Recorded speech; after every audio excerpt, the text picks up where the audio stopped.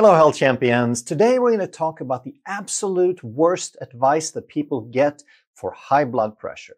And some things that people get told is that blood pressure is genetic. See, your dad had it and therefore you're going to get it and there's nothing you can do about it. Well, that advice is absolutely false because there is one thing called genetics and then there's something else called epigenetics. So genetics, that is what you're born with. That's what you get from your mom and dad at the moment of conception. But epigenetics is how you express it. That's your lifestyle. You can have genes and not express them, or you can express them well or express them poorly. And the reason they believe that you're going to get it if your dad had it is that for so many people, you're going to eat like your dad, you're going to think like your dad, and you're going to sit on the couch like your dad. And therefore, you're going to get high blood pressure just like your dad. And the reason you're a lot more like your dad or like your parents than you think you are is because of something called mirror neurons. That's the type of brain cell that makes you mimic things, and you grow up with these.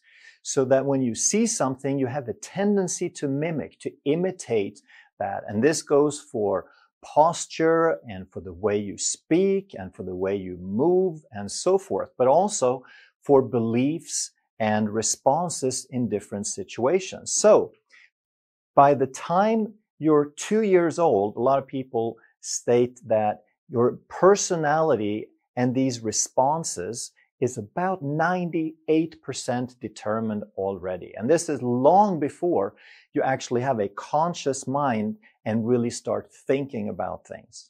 And this is why it's so important that we understand the difference between epigenetics and genetics. And we also understand why we are so much like our parents so that we can learn and make decisions and change our lifestyle and our belief systems and actively do something about it.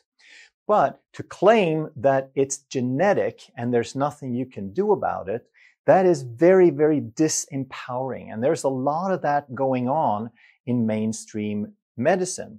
We get told that this is what you have, this is who you are, and there's nothing you can do about it.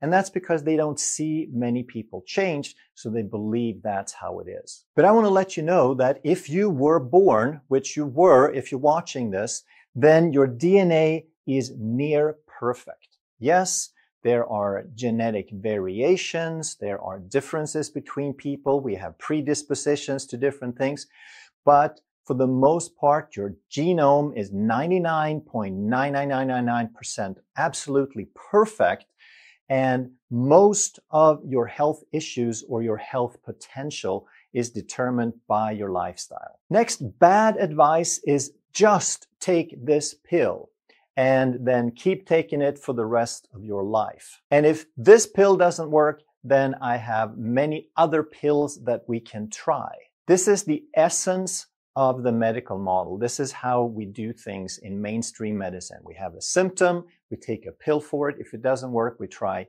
other things. But the question that we need to ask is, why is it high? Because blood pressure is not something you have. Blood pressure is something that your nervous system, that your body is creating in every moment of your existence. With every heartbeat, you're creating blood pressure. So if it's too high chronically, now that means there's something out of whack. And out of whack is a scientific term that means there's something about your regulation, about your body's ability to bring things back into equilibrium or homeostasis that isn't working quite right. But I want to ask you, does that happen for no reason or for some reason? And my belief system is that it always happens for some reason. There is no randomness about the body. The body is designed to do things a certain way, and if something has a certain expression, it's because the body interprets something a certain way, or because it has lost the ability to maintain things a certain way. But again, in mainstream medicine, very often we get told that things happen for no reason, as if things just happen sometimes. And I don't believe that. Some more bad advice is don't worry, it's not that high. And here it can kind of go both ways. Because on the one hand, they tend to worry too much. And we need to understand when to worry, so to speak, and when we have a little bit of time. So if your blood pressure is something like 180 over 120, this is a crisis. It's what we call a hypertensive crisis. This is not something to take lightly. You need to seek some help. You need to figure this out as quickly as possible. The next level below that is called stage 2 hypertension, and it's when your blood pressure is 140 over 90 or above. And the two numbers are systolic and diastolic. And the first number is when your heart contracts, when it squeezes the blood, that's when the pressure is higher. And then when the heart relaxes and fills back up, then that's just the background resistance, the peripheral resistance in the blood pressure. And then below that is stage 1. And here's where the blood pressure is 130 to 139 on the systolic and 80 to 89 on the diastolic. And then below that is 120 to 129 over 80 to 89, and they call that pre-hypertension. It's not like you have a huge problem, but you should start looking after it. So what do these different levels mean? Well, the top level here, that's a crisis, that's an emergency.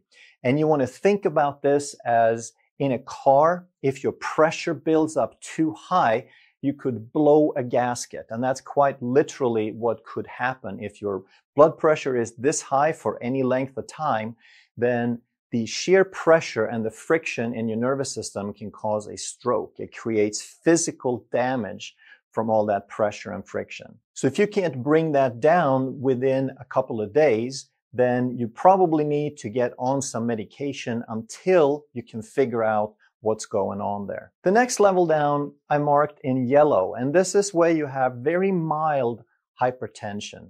That it's probably not going to create any physical damage, but we're going to talk about why you still want to be concerned about that. And below 130, where they call it pre-hypertension, I don't really consider that hypertension because it could be, for some people, that could be a little bit too high. And for some people, it could be their normal. So we don't want to jump to conclusions. And also, we want to see if these numbers that we measure, are they a trend or a one-time occasion? Did they just measure it once?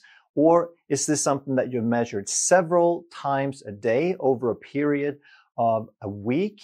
And also, have you measured it at home? Have you measured it in a relaxing setting versus in one of those blood pressure things in the mall or at the doctor's office where people running around and there's fluorescent lights and white coats everywhere?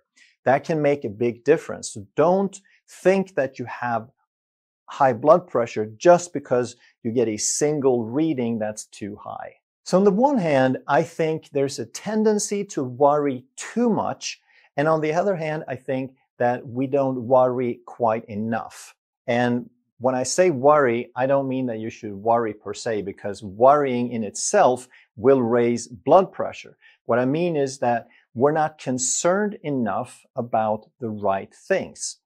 So if you have a blood pressure somewhere between 121 and 140, there is a slight correlation between that and cardiovascular disease and poor health. But it's not the high blood pressure in itself, because this level of blood pressure is very unlikely to do any physical damage like the extremely high, like the hypertensive crisis, will create physical damage. But when it's lower and there's still a correlation to chronic disease, then why is that? What does that indicate? And the reason is that once we start having some inflammation and some stress and some other things that we're going to talk about at minor, moderate levels, now we start getting a little bit sick. And that is why we're trending toward, we have a tendency toward chronic disease, but it's not the blood pressure in itself. And this is where I believe that we go wrong and we worry too much about the wrong thing. When we take a blood pressure medication to lower the blood pressure, now we have a tendency to cover up the real problem. And if a doctor tells you that just take this pill, it will fix your problem, you have nothing to worry about if we can just get these numbers under control, that is absolutely the wrong approach. And here's the classic piece of bad advice for high blood pressure is eat less salt. And here's why they think that. And we're going to talk about this in some details. And this might be one of the most important things that you need to understand, because 1.3 billion people in the world have high blood pressure, and virtually all of those have been told to eat less salt as if that was the key. And here's why they're thinking this way. Salt binds water. Water follows salt in the body, in the kidneys. And therefore, if you eat more salt, you're going to bind more water. You're going to have a higher fluid volume in your circulatory system, and therefore, you're going to build up the pressure. So far, that theory is correct. But it's also assuming that the body is stupid and incapable and completely random, and that it doesn't have any way of regulating and changing the blood pressure depending on the situation. So there's something called pressure diuresis or pressure natriuresis. And don't worry about the words. We're going to explain this in some detail. We're going to keep it simple, but it's absolutely critical that you get this and that you follow through this whole explanation. So you all know what pressure is. And that's the same as in diabetes. That means flow through. And UR is urine. That's the fluid that we filter out of the blood. That's the fluid outside of our cells. The extracellular fluid, that's the blood that filters out. And diuresis simply means to flow through and excrete. So we have a way of changing volume. We have a way of regulating this. And natrium means sodium. That's the official name for sodium. So this simply means the ability to cause a flow through and to excrete sodium, and in doing that, we're going to regulate water. So when we talk about blood and fluid volume and sodium and water and blood pressure, this is something that the kidney is regulating all day long.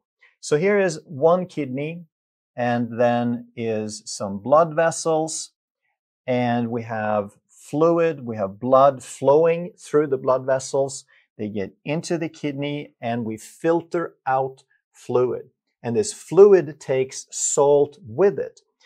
But on an average, everyday basis, you filter out hundreds of liters of fluid every day, and yet you only go to the bathroom a few times because you reabsorb over 99% of all the fluid and all the sodium. So pressure diuresis or pressure natriuresis simply means that a very, very slight increase in blood pressure is going to increase the flow and the pressure through the kidney, and now the tendency will be to reabsorb less. So if we go from 99% to 98.5%, that's a dramatic decrease in the amount of sodium reabsorbed. So in essence, we are excreting more sodium and we're getting rid of fluid at the same time. We're decreasing the volume and we're reducing blood pressure. Let's see what the Journal of Physiology has to say about this. And they're probably the top authority in the world on this topic. And they're saying that this mechanism, this response, is a uniquely powerful means of stabilizing long-term blood pressure around a set point. And what does that mean? Well, uniquely powerful, that means that it basically has enough strength to override all other responses. And when they say that they stabilize long-term pressure around a set point, that means the blood pressure is supposed to change.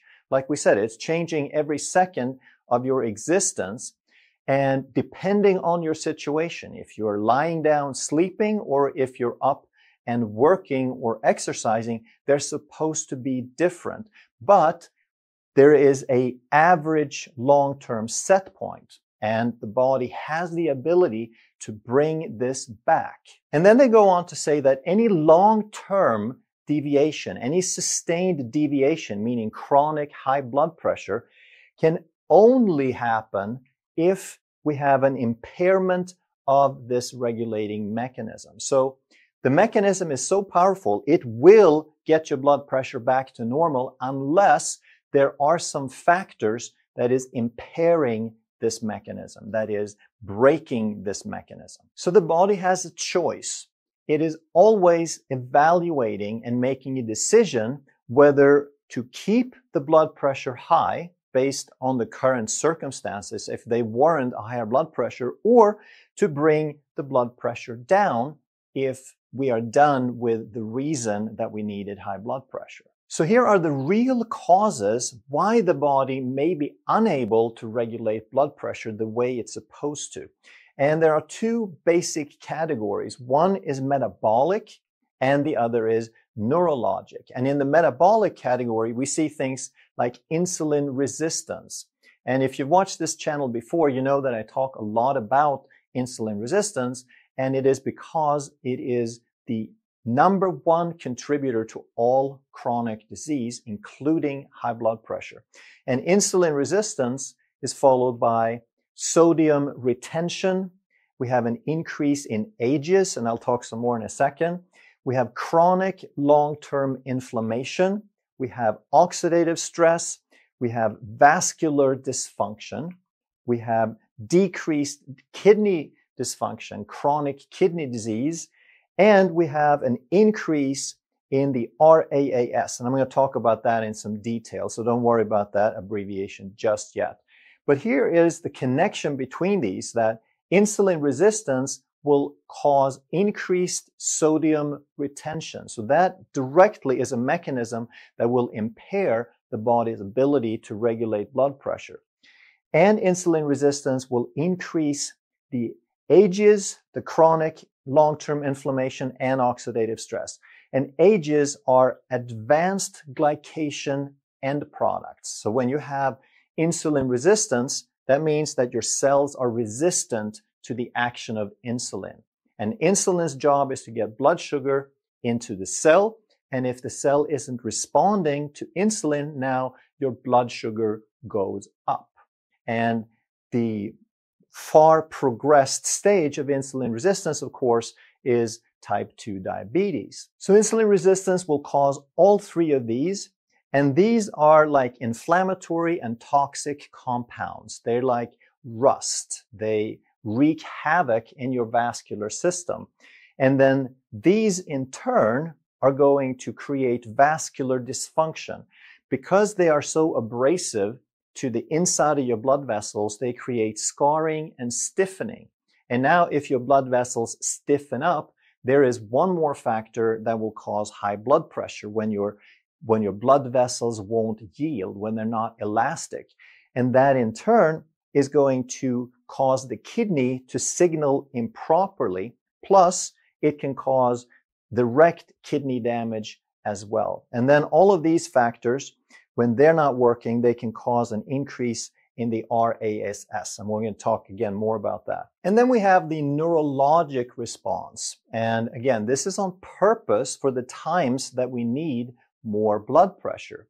And that's because when we have a fight-flight response, then we're going to increase what's called the sympathetic nervous system. And that's just a word that says it increases the part of your nervous system involved with fight-flight. So when you have an emergency, you need to rev things up a little bit to produce more blood pressure, to send more energy, more resources to your body parts so you can fight and flee. And the way this neurologic component works is primarily through sodium retention and through this RAAS mechanism. So let's tie this together. Let's understand the bigger picture through the example of exercise and how that fits in. So when you exercise, your body needs more energy. And the way to increase energy production is to send more resources, to send blood out to the body parts faster. And your blood pressure could get as high as 200 with intense exercise, or if you're doing something short-term, super intense like weightlifting, you could get as high as 300. Another way you could get super, super high is if you're in a sauna and you jump into ice water. Now your body is hot and everything is dilated, trying to get rid of that excess heat. And then you jump into ice water and everything tightens up instantly. That would be a huge shock to the system, which is very healthy unless you have some pre-existing condition. But remember what we said about the body's ability to lower blood pressure through pressure diuresis. So anytime your blood pressure is high, we have an increased pressure and blood flow through the kidneys to get rid of that excess fluid and bring that blood pressure down. So does that mean that every time that you exercise, every time you get really, really high blood pressure, does it mean that you pee your pants? Because if blood pressure is high, it should come down, right? If we have a mechanism to get rid of extra fluid, then the body should use it, right? And if the blood pressure is that high, we should fill up a bladder every couple of minutes until we have restored normal blood pressure. No, it doesn't work like that, because when we exercise, we're supposed to have high blood pressure. Then there's a mechanism to compensate for that pressure diuresis. And anytime that we have a fight, flight, or exercise or significant stress, we're going to have a sympathetic activation, again, like we talked about. And that's going to stimulate a hormone in the kidneys. The kidneys release something called renin, which is the R in the RAAS. And this stands for renin-angiotensin-aldosterone system. And what does it do? Well, the renin jumpstarts a cascade where angiotensin is a hormone, and angio means blood vessel, and tensin is tension. It just tightens up the blood vessel. And you want to think of this like a garden hose, that if you turn on the garden hose and the water's just flowing out of it, it might shoot out a couple of feet.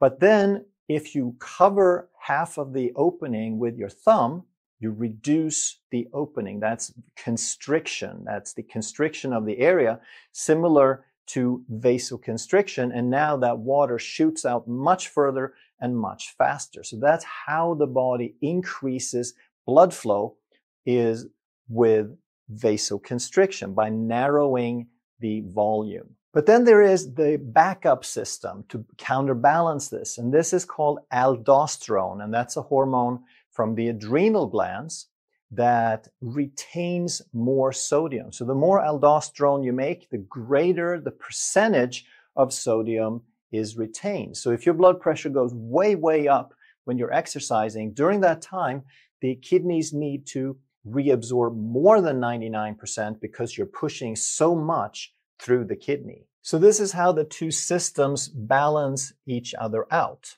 On the one hand, you have the RAAS that can bring blood pressure up and maintain the blood volume even with a higher flow. And then you have the diuresis, which can bring it down. So anytime we increase the blood flow, we have to compensate with the RAAS. Otherwise, we're going to basically fill up the bladder almost instantaneously. But if you understand what we just talked about, then you also understand that salt is not the cause. Salt has nothing to do with this. Salt just goes out or comes back in depending on what the hormones decide at the time. And salt is such an incredibly abundant mineral on the planet. A lot of species live in the ocean, and presumably most species came from the ocean. So we know how to deal with salt. We have systems in place. And in fact, there's so much salt in the ocean that if you divide it up, then there is 17 billion pounds per person of salt in the ocean. And that means it's not a foreign substance that we don't know what to do with.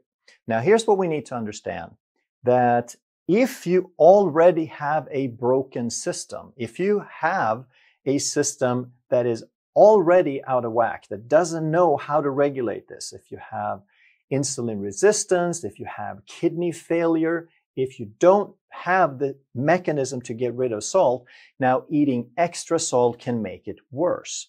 But that doesn't mean that salt is the cause. And that's where we really have to start understanding that salt is not bad for you.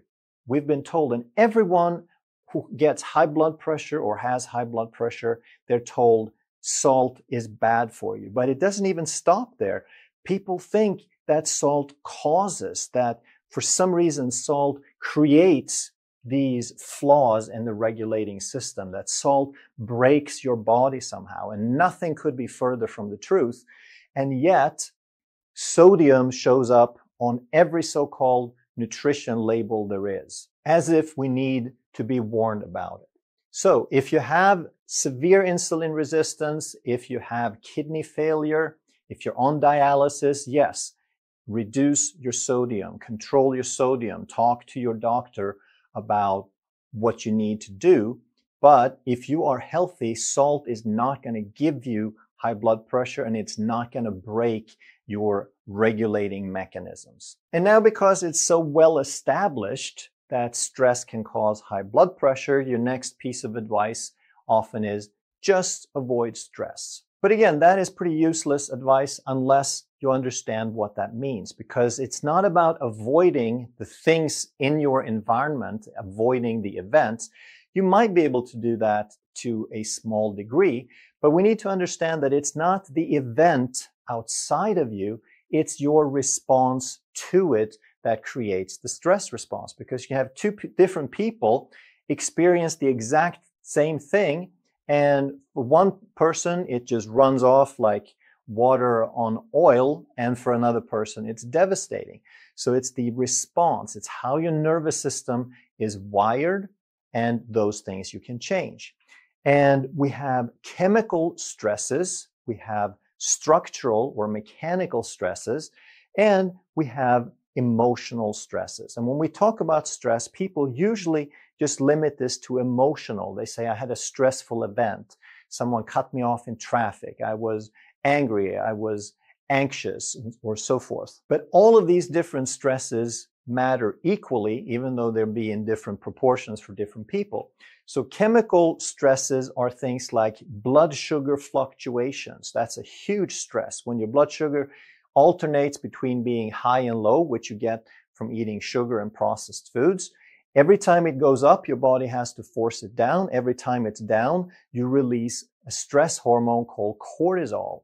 And cortisol, of course, is a marker of stress, but if we have chronic emotional stress, now we can also release a lot of cortisol.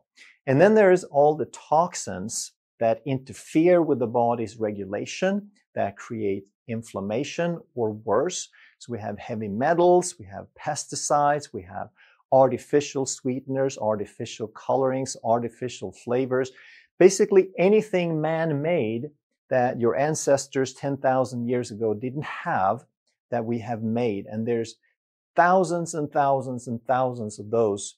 There's several thousand in your air, food, and water on a regular basis. And you can't eliminate them completely, unfortunately, but you can do some smart things to reduce them. And then we have structural stress. So a reduction in movement, bad posture, or trauma, like a car accident, like a slip and fall, like a sprained ankle. If you start limping for a few weeks, you're going to put another movement pattern, another signaling pattern into the body that you might want to try to rehabilitate. So lack of movement could be either that you are a couch potato and you hardly ever move at all. Lack of movement could be bad posture, because if you have bad posture, now your segments, the joints of your body, don't move properly. And it could be that from bad posture or from bad lifestyle or from a trauma, you have gotten some bad motion patterns in your body, like in your spine, which is what chiropractors address. And 90% of the signals that keep your brain alive come from receptors in your environment and in your spine. So if your spine isn't moving properly, now you're not getting the proper signals, and lack of signals is a stress. And then we have the emotional stress, but it's not just the big events that make you explode and get angry and cry. It is your baseline of worry and anger and control. So sometimes people have so much of this, they grew up a certain way and then they live it every day. So it just becomes their norm. It's like, well, of course I'm worried. It's the world we live in. Of course I'm angry. People are so stupid. And most people don't realize that when you try to have control over something, then that thing actually ends up controlling you. And why is that? Because if you want to control something, you really have no control. That person or that thing or that event is going to do exactly what it's going to do anyway. But if you are emotionally invested in that, now the thing you're trying to control or wanting to control actually ends up controlling you, which is extremely stressful. And this is why we need to start letting go and relaxing and having a more relaxed outlook on life. And then I'm sure you've also heard, just lose some weight. And it doesn't really matter what you come in with. If it's knee pain or back pain or high blood pressure or diabetes, they're just going to tell you, just lose some weight. And there's nothing wrong with losing weight, except it's not the primary thing. And most people don't know how to do it. And the doctor who gives you that advice probably doesn't. Because it's not the weight itself that's the problem. It is the factors that led to the weight gain, which is primarily insulin resistance, which creates low-grade chronic inflammation, which all again creates a vicious cycle or a feedback loop. And those, of course, are caused by things like sugar and processed depleted food, white starches, white trash, which is 70% of the calories consumed in the United States. White sugar, white flour, and depleted, harshly processed plant oils. And then we add to that all the toxins that we talked about that interfere along with the stress. And here you have a recipe for what's going to have you gain weight.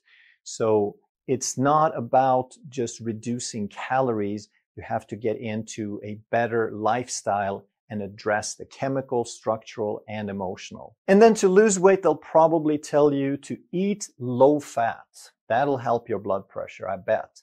Well, here's the truth. Bad fat is bad, and good fat is good. It's not that fat is good or bad. It's like everything else. There's a quality difference. And the bad fats are all the harshly processed plant fats, the soybean oil, the corn oil, the canola oil, the safflower oil. And even though a safflower seed or a sunflower seed is not inherently bad, when they mass produce it, when they extract it, now you're getting massive amounts of omega-6, but also the way they process it, they use high heat, high pressure, and chemicals to change that oil into something that is very, very bad for you and has about the same nutrition as plastic. Good fat, on the other hand, is anything that man hasn't touched or changed very much. So we have touched it if we turn olives into extra virgin olive oil, but we haven't used excessive pressure or heat or chemicals. Same thing with grass-fed meat and wild-caught fish. They have healthy fats in them. The fish have polyunsaturated fat, essential fatty acids, and grass-fed beef has some saturated fatty acids, but about half the fat in beef is actually monounsaturated fatty acids, which is the exact same fatty acid as in olive oil, which everyone agrees is so super healthy for us. But because that grass-fed cow has been eating an innate diet, something that's natural for them, then that saturated fat is also going to be very healthy for you as part of a bunch of other fats. And then we also have things like eggs are a great source of healthy fats. Avocado is pretty much like extra virgin olive oil. It's mostly monounsaturated fats.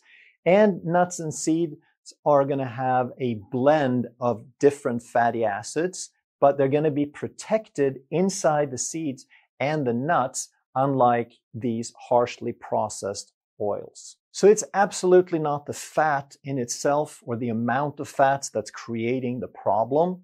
It is sugar, starch, the white trash, and the bad fats that we talked about up here that causes the insulin resistance, the inflammation, and the increase in blood pressure. So if the problem with high blood pressure is really metabolic and neurological, you need to understand where you stand on that. So when it comes to metabolism, metabolic health, you have to measure to know your risk factors. And those risk factors are not the stuff that they measure. It's not your total cholesterol. It's not some isolated factors. If you're not measuring things like C-reactive protein, which is an inflammatory marker, if you're not measuring insulin, which is the best marker for insulin resistance and for any metabolic issue to catch it early, then you're really missing the boat. You need to measure your LDL particle count and the size, and you need to measure something called homocysteine. And another good marker to add on is called LP little a, lipo little a, which is a genetic risk factor for sort of sticky cholesterol formation. And then once you know where you stand, now you make some changes. You don't worry about the salt. You do the things that are going to address your true risk factors. And that's what I talk about in virtually every one of my videos. And there's over 600 videos by now. And I also created a course where you can learn a little bit more about the details, about every marker that you find on the blood test. You can understand how it fits in, so you can start seeing the bigger picture and really start taking charge. And if your doctor didn't or won't measure these things for you, we can also help you with that. So just contact my office. And in addition to the blood work course, we also offer some consultations where we can guide you through and help interpret these results. And then because the other half of blood pressure is neurological, we need to understand how stress works and how to change our stress responses.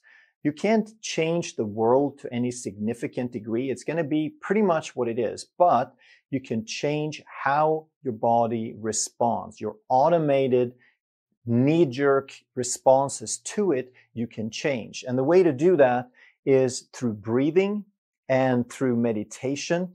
You will actually literally rewire your nervous system so it doesn't act the same way anymore.